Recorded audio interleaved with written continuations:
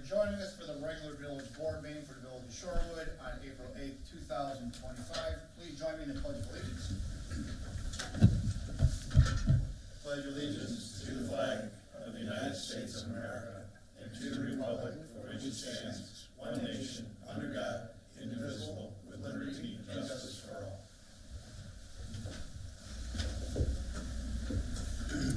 Lana, roll call, please. Mayor DeBold. Here. Trustees Amos. Here. Brockman. Here. Carroll. Here. Chapman. Here. Luciano. And Selfridge. Here. All right, we do have a quorum for this evening's business. Are there any citizens wishing to address the village board this evening? All right, seeing none, we'll move into this evening's consent agenda. Item number 1 will be approval of the regular meeting minutes for March 25th, 2025. Item 2 will be approval of accounts payable in the amount of $538,989.03. Item 3 will be approval of a partial payment in the amount of $10,550 in the contract with Pyrotechno Fireworks Incorporated for the fireworks display at the Crossroads Festival. Item 4 is approval of a payment in the amount of $10,905 to Cornwell Engineering for Shorewood water source testing plan. Item 5 will be approval in the payment amount of $58,629.04 to A-Beat for the Public Works radios. And item number 6, approval in the payment amount of $133,328 to JX Truck Centers for the 2025 Peterbilt for Public Works. Are there any items a board member has any questions or needs further clarifications? If none, motion to approve.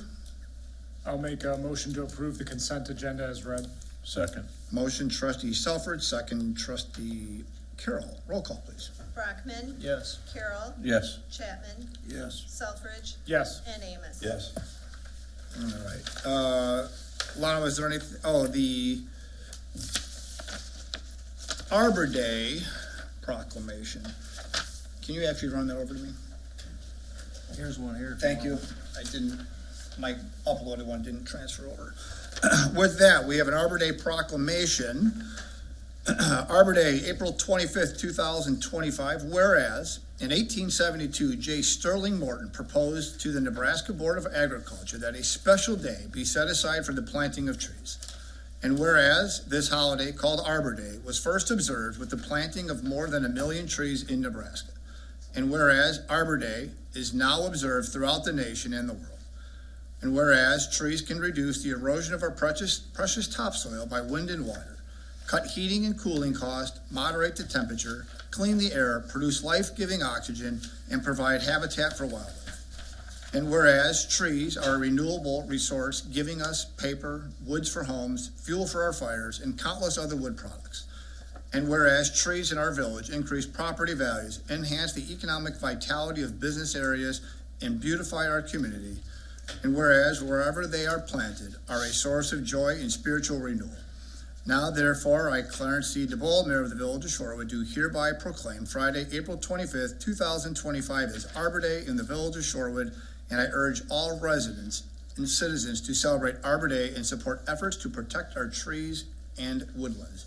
And I further urge all citizens to plant trees to gladden the heart and promote the well-being of this and for future generations. Be dated this 8th day of April 2025. And secondly, under reports and proclamations, we want to acknowledge we received a certificate of achievement of excellence in financial reporting. So with that, I want to acknowledge the finance department for all of their work that they do in keeping financial records in check. We've been recognized on a couple different occasions for some of the financial reporting and being very transparent with everybody. Anything that you'd like to comment on? Thank you.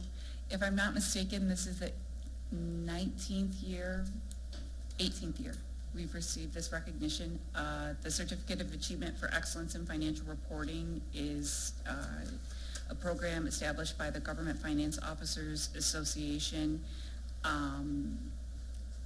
established in 1945 to encourage and assist state and local governments to go beyond the minimum requirements of generally accepted accounting principles to prepare annual comprehensive financial reports in the spirit of transparency and full disclosure, and to recognize those governments that succeed in achieving this goal.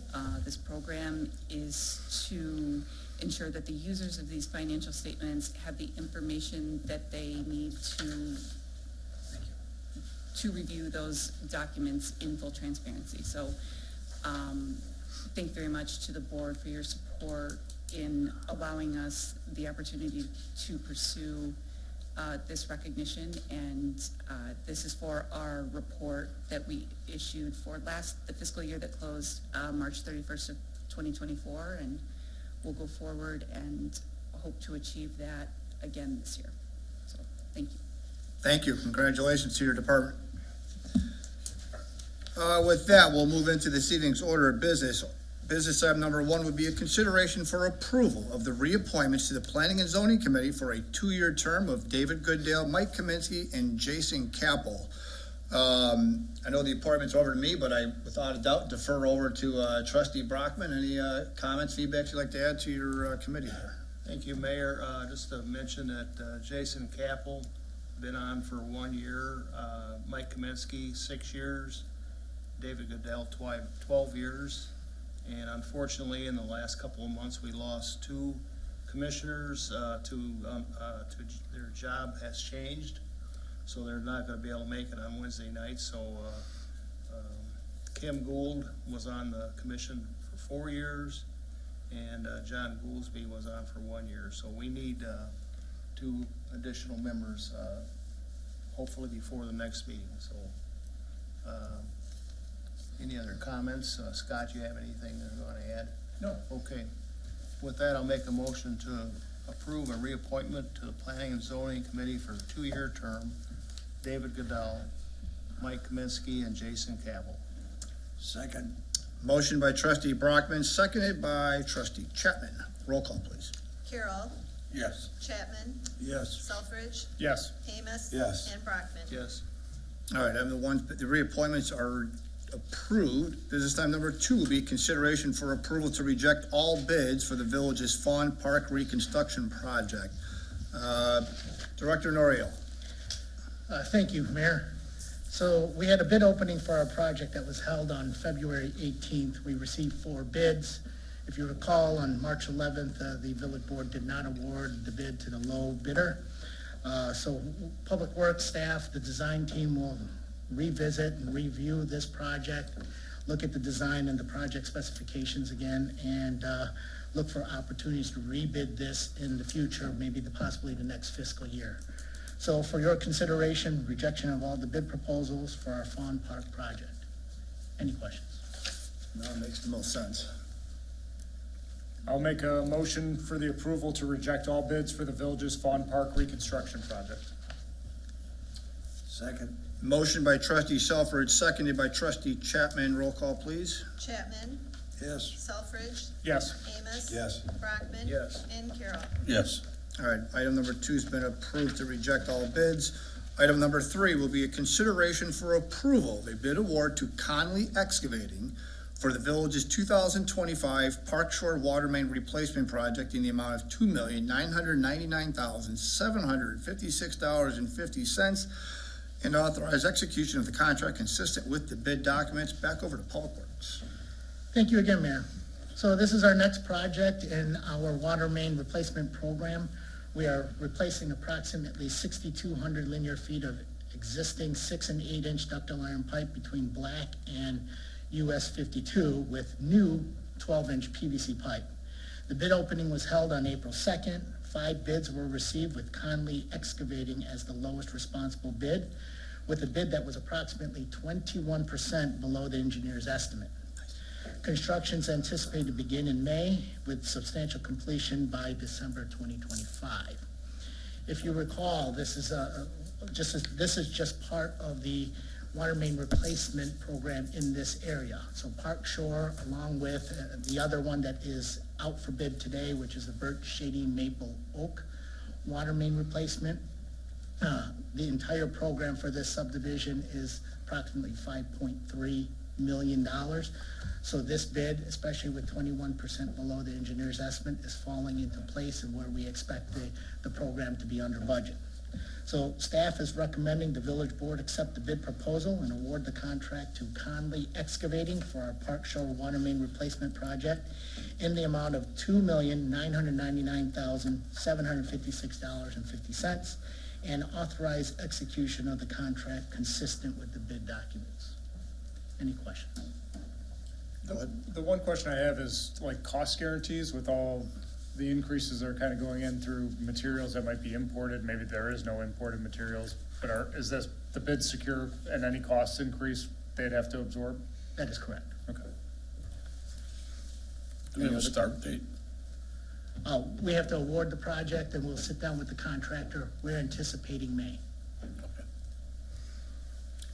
I'll make a motion to approve as read. Motion by trustee Amos, Second. second by trustee Carroll. Roll call, please. Selfridge, Yes.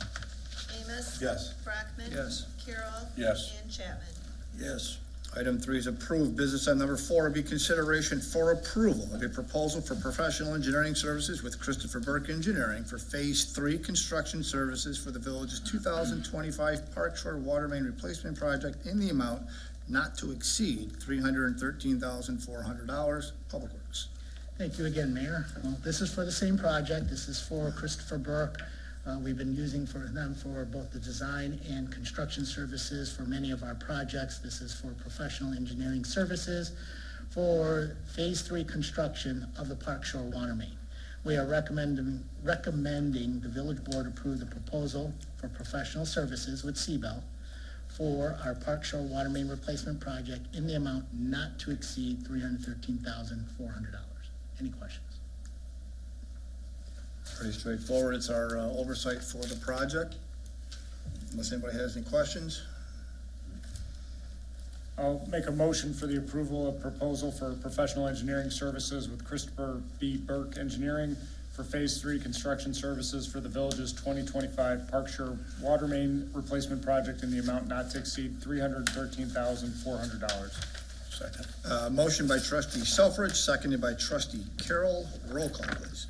Amos. Yes. Brockman. Yes. Carroll. Yes. Chapman. Yes. And Selfridge. Yes. Thank you. All right, item 4 is approved. Business item number 5 is a discussion of a concept plan for Briga Transportation. Ms. Engel. Thank you, Mayor. This evening we have 2 concept plans on the agenda. Just as a reminder, we ask applicants to bring concept plans forward at the beginning of the project as like a preview. What we'd like is for you to provide your feedback. If you love the project, let them know they're going in the right direction. If you have concerns about the project or think it's not a great idea, tell them that. My theory is if there's problems, they're better off to know early before they invest a lot of money than later. We have 2 this evening. The first one is by Briga Transportation. They are looking at 1001 Geneva Street, which is the former location of Schwann's. Schwann's used to operate a facility where they had offices and then they parked their refrigerated trucks overnight in the parking lot and had some space in the building. The property is zoned I2. What they're going to discuss this evening, or what we're going to discuss this evening, is the idea of having a motor vehicle repair place, which is a conditional use in the I2 district.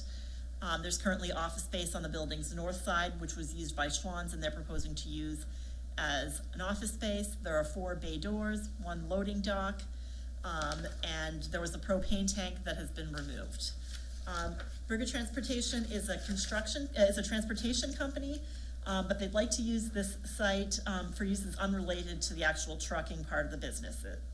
Currently, they've got 2 locations, one in Burr Ridge where they have their office space, and they also have a truck storage and maintenance facility in Romeoville. They'd like to move all of their office locations to Shorewood, and they'd also like to do their maintenance in Shorewood as well. They'd be open Monday through Friday from 8 a.m. to 6 p.m., and occasionally, if there was an emergency, between 9 a.m. and 2 p.m. on Saturdays. They would be bringing 5 office employees to the space, and they would work out of the existing office space, which is on the north side of the building. They would plan to bring 2 mechanics to this location, and they'd want to convert the 4 bay doors and the loading docks for their maintenance area. All the entrances are deep enough so that they could bring trucks and trailers into the building to be repaired. Any repairs would be completely indoors. They would do basically light maintenance, safety inspections, and minor repairs. Any engine work or large repairs would be done at local truck dealerships. Again, they'd be having 2 mechanics on site. They expect 1 to 2 trucks being worked on per day. We ask them, obviously, the thing that we get most concerned about with any business that does trucking is, how many trucks are going to be in and out of the site per day. They estimate that it'll be about 5 trucks back and forth per day, so 10 total truck trips. They've provided a letter describing their business, stating that they intend to comply with the zoning regulations, that they understand that everything has to be indoors with minimal noise. And they have to comply with all the regulations. If this is a favorable discussion, they would apply for a conditional use permit, and we would work with them to outline the very specific details of that approval. They're looking to do a little bit of expansion of the parking lot potentially, which would allow up to 12 truck parking spaces. This would not be to bring their fleet to Shorewood. They're intending to get truck parking spaces in Joliet. The spaces here would be reserved only for trucks that were in need of inspection or maintenance. As is, they can park 5 trucks on the parking lot and 15 regular parking spaces for cars of the people who are traveling back and forth to work. There are currently 2 truck parking spaces or spaces that have been used by trucks in front of the building. We know that's not a permitted use to have truck parking in front of the building, so they would not be using those at all.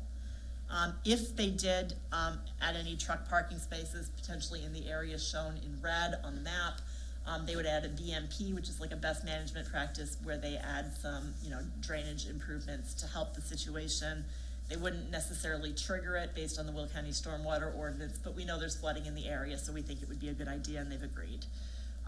The plan shows the building. Obviously, the dark area is the building itself. The docks are on the east side. There's the car parking spaces and the truck parking spaces, and the area that's hatched off is a sort of a gravel parking lot that they would potentially convert in the future. It does back to houses, so that's why we always look at these ones especially careful.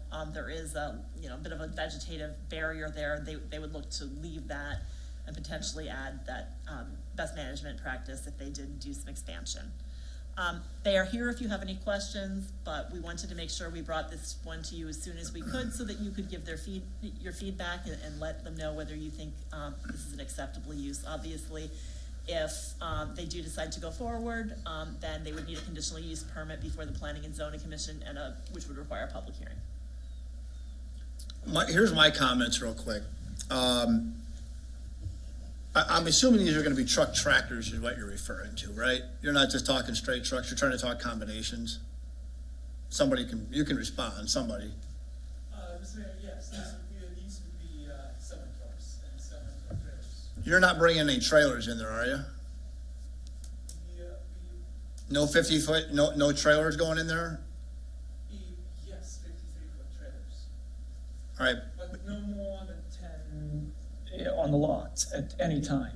All right, but you're just explaining in this application as for truck maintenance. Truck maintenance towards the safety requirements of DOT. It's not, these would not be major engine work or major, body mechanical shop. That's not what it's going to be. My biggest concern is those roads, trying to pull 53-foot trailers out of there is tight. That's my biggest concern. I like the fact that you addressed there's a stormwater issue in there, and you guys are looking to rectify that a little bit. I think that helps alleviate some of that and take some of the stressors off some of the residential component.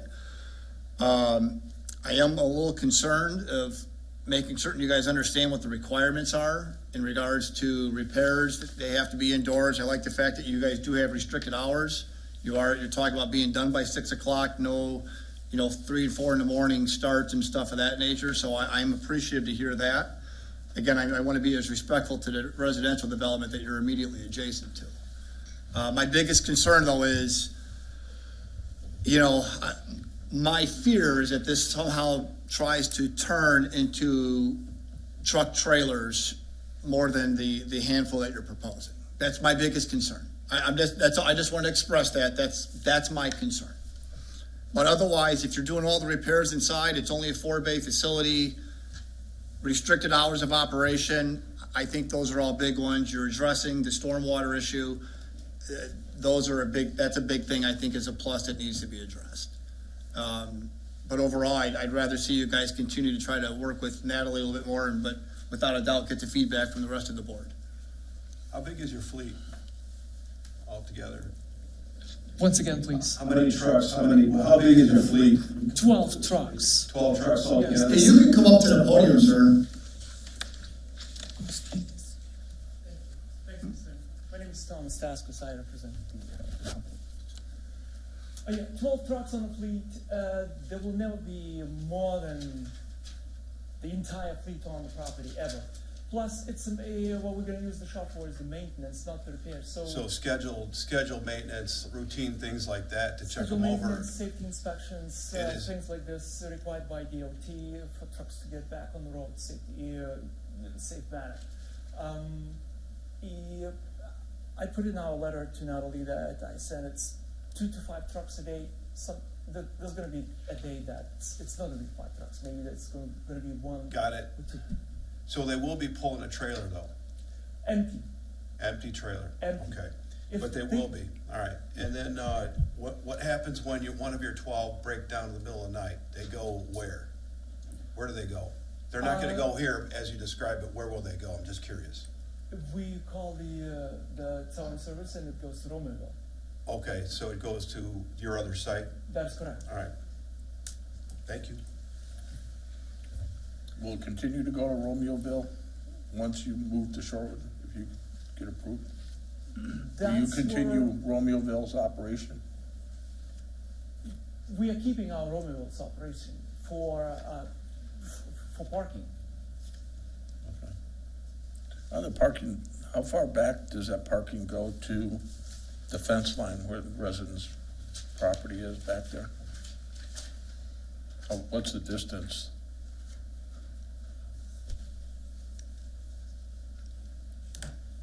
Currently, it's about 150 feet, and it could be a little bit closer to the property line if they did add the extra parking spaces over where the gravel lot is today. So those horizontal ones are for them to park the semis in? Yes, and if you see the line, let's see if I can get a little pointer on it. This line here is a gravel parking lot that's existing, so what they were looking at doing is just kind of squaring it off. If they added that, then that would be, looks like about 75 feet from the residential property line, maybe 100. That's pretty close. This is our engineer. He could explain things better than I do.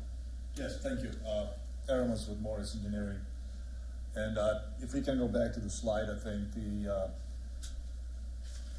the idea was, I think, why there's a little section on the back of the property where there's gravel currently, and the rest of it is asphalt. So if we just squaring off the area by adding these couple trucks, we're basically creating the 75-foot storage for the truck and trailer.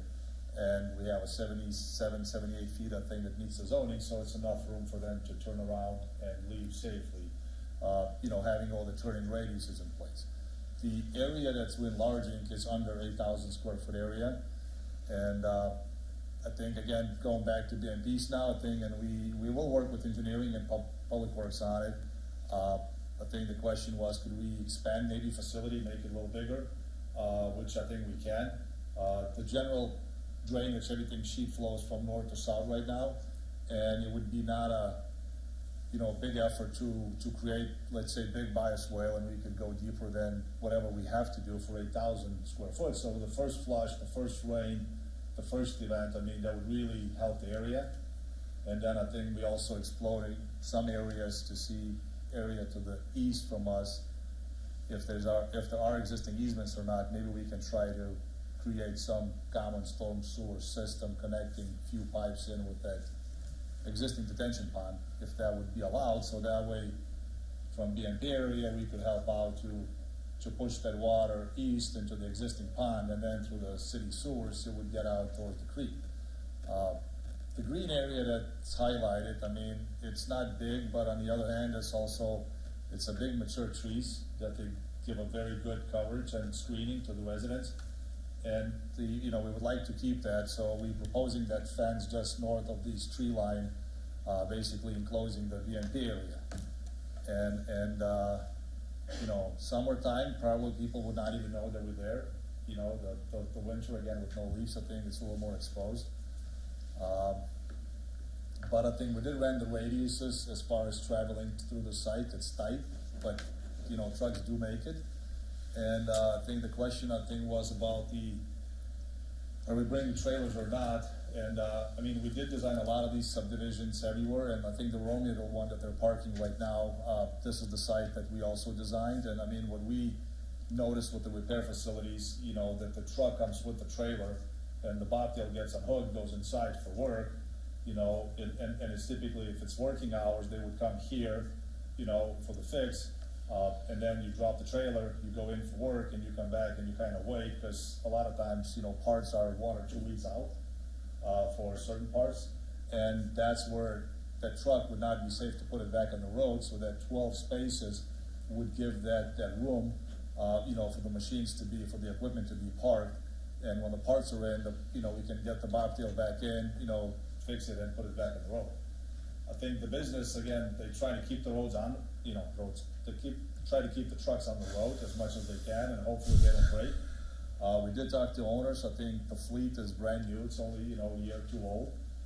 So they don't expect like the big changes, because I think that's still covered, the big repairs covered by dealership, by warranty. And we only talking, again, the safety, DOT, what's required to put that, you know, the trucks back on the road that way, so hopefully. And I think 6-foot fence, oh yeah, there was a comment, yeah, so we're looking to fence in the property, to help out a little bit, and then I think to minimize what currently is happening, I think people just try to park on the side from the cul-de-sac, so we're trying to kind of, again, keep the property, you know, have I forgot what it's called, the fire guys would have that alarm system, so they would have access 24/7. With the flash and their lights, they can just drive in. I forgot what the system is called, but The FTC? yeah. So it would be there, so the gates would open up automatically for you guys to access that facility at any time. You know, through the night. Sure. While you were speaking, we did have an opportunity to look up the setback. It's just under 110 feet from where the existing gravel lot is to the lot line, so it would be about 150 feet to the closest back door of a house. I guess just to give some clarity, the Will County Stormwater Ordinance has a threshold where if you add a certain amount of additional pavement, you're required to do stormwater management. In this case, you know, even if they added everything they'd like to add, they're not gonna trigger that.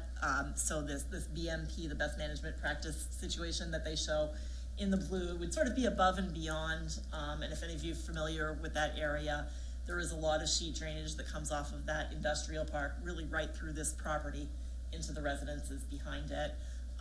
So, you know, that's one thing we did bring up to them, is that, you know, they may not cause it, but it is a situation that's exacerbated by their property, so that's why they thought about putting that in there. It wouldn't be an ordinance requirement, but it would at least help the first rainfall, to, you know, get caught and not necessarily flood those neighbors' properties as quickly. The other businesses that are on Geneva to the west, they're set back. Are they quite a bit different than this property is? I know the one next door, I think, is vacant currently, right? The other properties to the west are closer to the property line than this one. This one's actually a shallower building. So the storage place and then the Classics Plastics place are located closer to the rear property line. But there's no motor vehicles back there, right? Right, Trucks. right.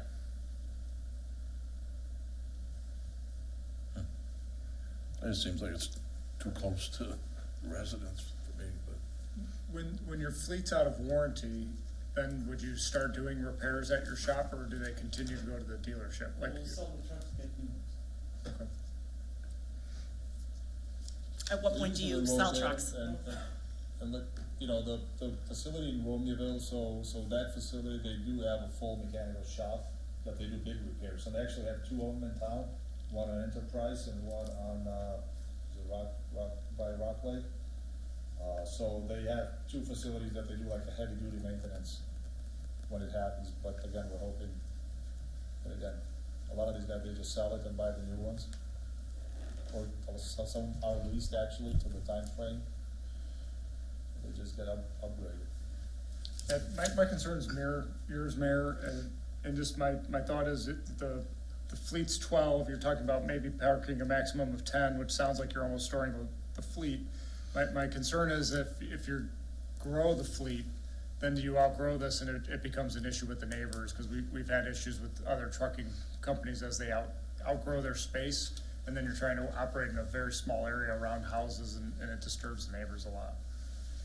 If the parking was reduced a skosh, I'd probably feel a little better knowing that you're not gonna try to push the entire fleet here. That's probably the best way. I know you're trying to use an existing gravel lot and square it off. I just think if the parking of 10 was reduced more of 8, just so it doesn't appear that you're trying to move the entire fleet down here. I'd have to imagine if you've got a fleet of 12, if you're parking all 10 here, that means nobody's on the road. That's at most 10. I understand. I'm just referencing my thought. That's just for my opinion on this. So, any other thoughts, comments, concerns? Are these box trailers or flatbeds? These are box trailers. These are 53 footers. And if I may add, Mayor, your Sure. comment, about the fleet, fitting or not, I think, again, what we've seen, it probably would happen 2-3 times a year, Christmas, Thanksgiving. I understand, but You know, But the- my concern though is, but I'm gonna reiterate my concern. You're referencing, you're running out of an operation in Romeo though, and that's great. But you're telling me you have a fleet of 12, but you wanna create 10 stalls down here. The concern is that you're trying to shift, the concern becomes, are you really using this just as a maintenance facility? Or are you trying to switch this, use it as a maintenance facility as a cover and change the entire operation down here? That's the concern. If it's a maintenance operation, you've got 4 bays. I also understand, as you guys referenced, you gotta wait for parts. I understand that. But needing to park 10 trailers at a time becomes a big concern. Sorry guys, I'm owner of the Riga Transport, and I'm gonna explain. And we operating not 12 trucks, we're operating more, but we don't have a shop in Romeville. We're paying $120 an hour to somebody to do regular maintenance, to change tire, to do oil change, to check lights. It's a lot of money. We're spending like $60,000-$80,000 in a month to somebody. This is why nothing available in Romeville. To buy, to lease, nothing available. This is like, we understand, very nice area. We have to be very clean, very professional. This is what we're gonna do. Our truck's gonna be parked in Romeville here for small repair. Our trucks from 2023, 2026, brand new, across highway, Freightliner. We're fixing there on a warranty. I understand. My concern simply is you back up to a residential neighborhood. That's my concern. My concern is you're backing up to residential neighborhoods. Again, as I stated, I love the restricted hours of operation. I commend you for that. But my concern still lies. You said you're running a fleet of 12, you're creating a set of parking of 10. That's almost your entire fleet that looks like you're gonna try parking here. If this is a repair facility, I have no problem with that. I just don't like 10 parking stalls for an operation of 12. I think if that was reduced a little bit, I would feel a little more comfortable knowing that you're not trying to shift the entire operation right here, right now. And again, it backs up to the residences. I want to find that balance for our residences that live in that neighborhood as well. It's just, and again, I would encourage you to work with economic development on that and come up with what may be a realistic and what's a happy medium on that. Again, I just want to express those concerns. My recollection was that there were more than 12 trucks. Is that the case? Yes, How many trucks is in your fleet? 80. 18. 80. That's the total, what, the guys saying. But like right now, we have 80 trucks, but in a parking lot, if we're gonna check Romeville, I have 4 trailers and 3 trucks who's for sale. It's payment, right? We cannot afford to stay on a parking lot 15, 20 trucks. With market like this, what's going on? It's not gonna be parked 20 trailers or 10 trucks. This is minus for our company. We like moving out, drivers go. Our drivers running 48 states. it's not it's some Chicago, but like local, but that is parked in a Romaville, because moving trailers to the yard, long distance drivers pick up and going. No, It's I it's understand. not gonna be like. I understand, I'm just expressing my concerns, that's all. Yeah, and like 5 persons in a shop, it's gonna be 2 mechanics, me like owner, and my business partner John. Like, I am of the owner, I'm gonna take care, make sure no garbage, make sure, I completely understand what's happening. We understand, let me ask this question, so it's not you don't plan on moving Romeoville operation down to Shorewood? You do not plan to do that? No, we don't have a space to move everything. Okay, We just need to do small repair, how I said, $60,000-$80,000 for small repairs every month, to paying to somebody. all right. Will you have any loading docks in Shorewood, strictly We're not bays? gonna use. Will you have loading Yeah. bays? Yes, one existing. Why do you need that if you're only gonna do maintenance? That's what the original building was when we bought it. Typically, it's for parts, so as the heavy parts come in and need the forklifts unload, so I think typically that one door is used strictly unload, boxes that would come in. That's what we've seen the most, and there's no need for it, but again, that's a nice feature for the repair facility. So this building wasn't purpose-built for this. Their sort of their thought was to take an existing building that happens to have these docks and convert it for their use. I think if they were to come in today, they would never build a loading dock because they don't need it. Is that correct? We will, and like So inside it's just is extra. 4 doors, and it's 57 or 58 feet, and we can park inside, like, how many doors? 6 or 4? 4. 8 bobtails, 8 trucks we can park inside, but it's not gonna be like this. No, I understand, Yeah. so. And trailer, shop, it's not like body, and to change brakes or to change tires, the trailer, it's fit in a garage, and we can close door. And those doors in a building, it's like double, isolation, it's. Because that was the refrigeration. Yeah, element, and they refrigeration. had like a big fridge inside and everything, so I know, we're looking obviously at triple basin and things that require, inside the building, there would be the building codes. And that, correct me if I'm wrong, I think if we wanted to just do the truck parking, then we allow by zoning, we can just do. Yeah, it depends on the details of the business, but Yeah, certain types of trucking businesses are allowed. So that's why we're trying to actually come in with the special use and not what's by right, because the intent, that's why we keep it even the setback, because they don't need more, and I think that's by their calculation, that's all they need. As far as the truck parking, we could definitely look at the sizing, at the layout, see if anything, helps or works better. If there's a concern. That's all I ask, yep. 1 or 2 spots, we can definitely look at. That's all I ask, is just to evaluate that. Okay. Any other comments? One more. What do you have for an exhaust system when those trucks are idling inside your building? How are they venting to the outside? Or aren't they? Inside, it's not gonna be idling trucks. They won't run any of the trucks inside? Inside, no.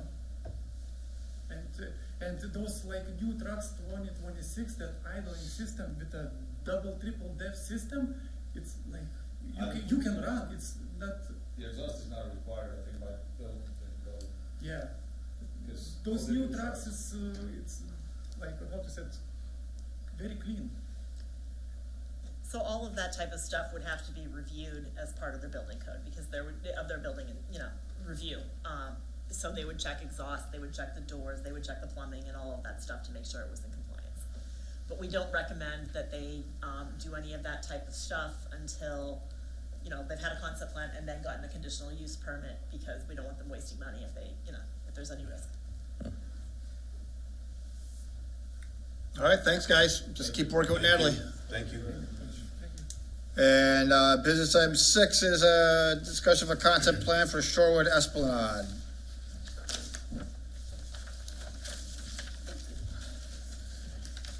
So back in 2005, The village board approved Heritage Mills, which was a residential subdivision with 427 single-family lots.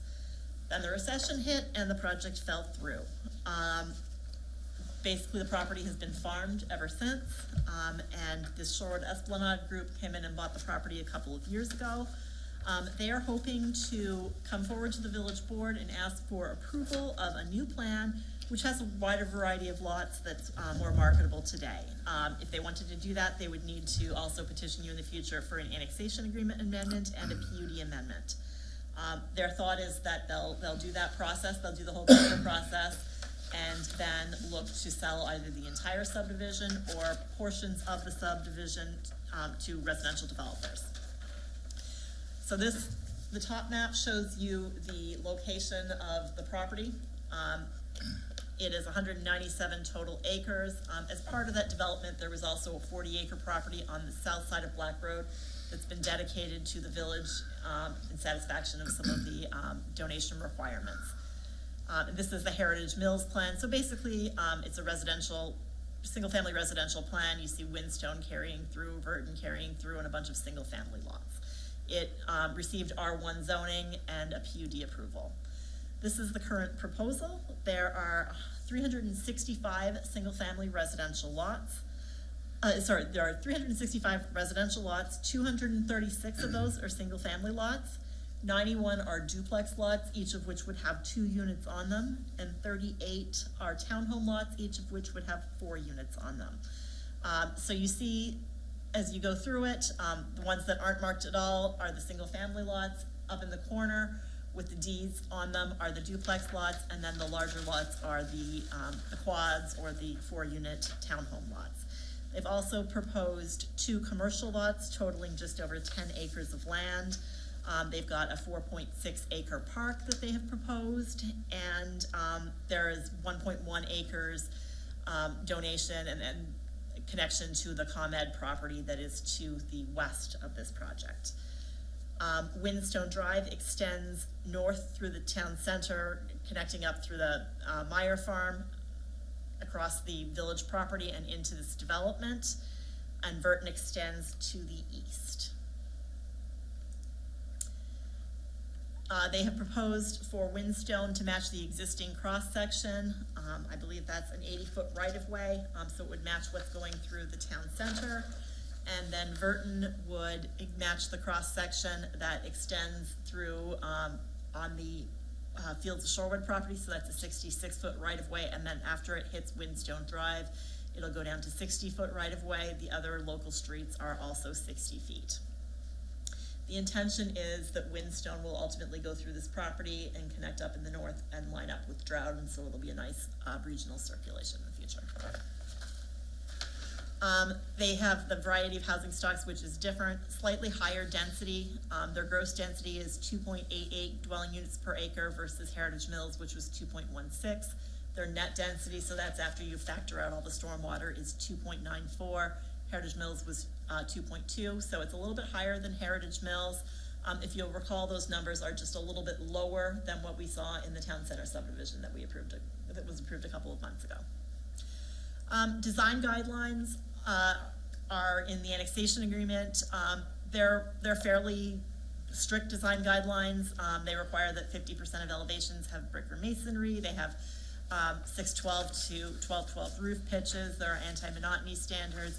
They're not expecting to do very many changes to that. They like those standards. Some minor changes they're thinking, instead of requiring shutters, that they would do the exterior trim, which is more modern.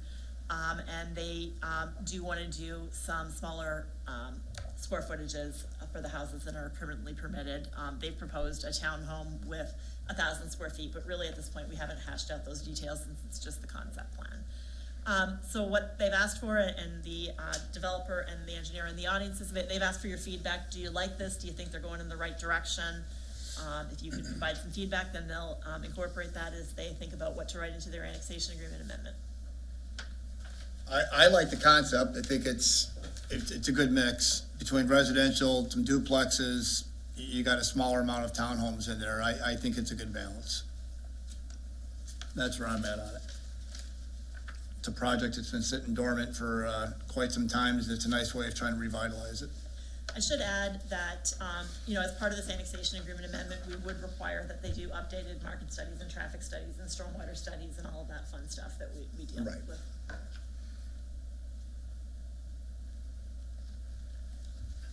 The properties that are currently on that square, are those just gonna be torn down, that look like there's farmhouses or something like that? There is one out property, you see where my cursor is right now?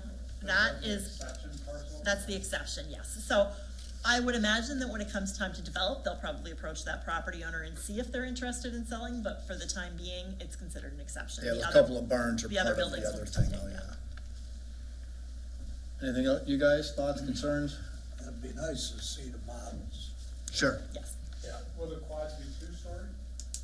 Most likely. So I guess the thing that's a little bit different in this one is typically when you approve a residential subdivision, you have a developer in mind. And you have, their projects, like Lennar came through and you saw their houses and you saw what they invented to build. These guys don't want to build this themselves. They want to sell to developers. So they want to put together like the skeleton that says, here's the standards that these houses are going to have to meet. Here's the minimum sizes, here's the minimum amount of brick and stuff like that. And then they would go and pitch it to a variety of different developers, and then they'd come in and do the final approvals. So it's kind of like an interim step. We wouldn't know who was going to build the houses. We would just know what standards we were going to hold them to. Okay. Which I guess is- You did say the average lot width is what? Mr. Carroll, do you know the average lot width? You're more. I think it's, consistent with the annexation agreement, I think it was 75-foot lots. Width? Yeah. Okay. All right. Yeah. $10 square foot. That's what I recall. I find that's hard to believe with a 2.9 density, I can't believe that. Well, they've It's added hard. the duplexes and the 4-unit townhomes, which really ups the density quite a bit. Okay.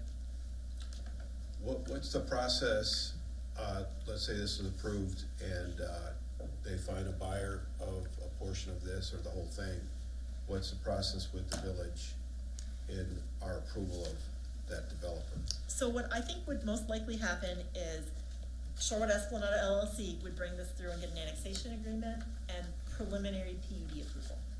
And then once they sell off a portion of it or the entire thing, then that home builder would come in and would get the final approvals for that phase. They'd be presenting models, specifics, all that stuff. Yes, and that depends a little bit on how we write the agreement. So when we did the Town Center 2 agreement and the Auburn Chase agreement, we did have models in there. If we look back to the, this original agreement and to River Crossings, they just had standards. So we could really do it either way. I would recommend standards at the preliminary phase and then at the final phase go in much more details. So per trustee Brockman, is there a way to double check that density? Oh, absolutely. Okay. Thank you. Thank you. All right, with that, business item number 7 is a consideration for approval of an ordinance creating an additional Class B2 liquor license. This one is for Maddie's Grill. As many of you may be aware, they've expanded their food service to include some dinners, so they're just looking to kind of have a Class B2 listed, which would be similar to what, I'm trying to think, Happy Place currently has, kind of along those lines, where they could at least serve some beers and some stuff like that, so it would not be out of the ordinary. But that I do need and we can waive the second reading unless somebody wants to have it come back, but I do ask for a motion to approve the additional liquor license. I'll make the motion to approve the additional liquor license. Waiving the second read? Waiving the second read. Thank you, sir. Second? Motion by trustee Amos, seconded by trustee Chapman. Roll call, please. Brockman, Yes. Carroll, Yes. Chapman, Yes. Selfridge. Yes. And Amos. Yes. Okay, with that, we move over to our department reports. Building? Thank you, sir. Community development? Thank you. Finance? Anything else? Thank you. And Ms. Katie with Parks? Just real quick, reminders that we have our flashlight Easter egg hunt this Friday at CNE's Four Seasons Park on the Hill. And then our regular Easter egg hunt for kids 3 to 8 will take place Saturday morning at 10:30 behind the fire station, also at CNE's Four Seasons Park. And garage sale registration ends on Friday. Thank you. Thank you. Chief? Two quick things. Tomorrow, none of our officers will participate in the oral interview process for the sergeant's examination that they're involved in now. We should have the sergeant's list finalized by the first part of May, and it'll go to the Police and Fire Commission for approval. The other thing is that we will start a new hiring process or a new eligibility list process for patrolmen. Applications will go out May 1st. We'll have an orientation on July the 18th, and the test will be July 28th. So that'll get our next list in the process to be ready to hire off of. Any questions? That's all I have. Thank you. Thank you. Public Works? No report, Mayor. Thank you, sir. Admin? No report. All right, with that, we'll move into trustee comments. Trustee Amos? No comments, thank you, Mayor. Thank you, sir. Trustee Brockman? Thank you, Mayor. Want to thank the 3 commissioners that stepped up for another 2 years tonight. And our April 2nd meeting was canceled due to a lack of quorum. Our next meeting will be May 7th, unless the April 2nd gets, Yeah, I think we'll probably not reschedule that. so May 7th will probably be our next meeting. Okay, too early for an agenda. Thank you. Thank you, sir. Trustee Carroll? No comment. Thank you, sir. Trustee Chapman? No comment. Thank you, sir. And trustee Selfridge? No comment. Thank you, All Mayor. right. With that, I ask for a motion to go into executive session to discuss personnel, appointment, employment, compensation, performance and dismissal of specific employees, and land acquisition, sale, lease, or real estate owned by the village. Motion as read. Motion by trustee Amos, Second. seconded by trustee Carroll. Roll call to go into executive, please. Carroll. Yes. Chapman. Yes. Selfridge. Yes. Amos. Yes. And Brockman. Yes. There'll be no action taken after executive session. We will adjourn from there. Thank you.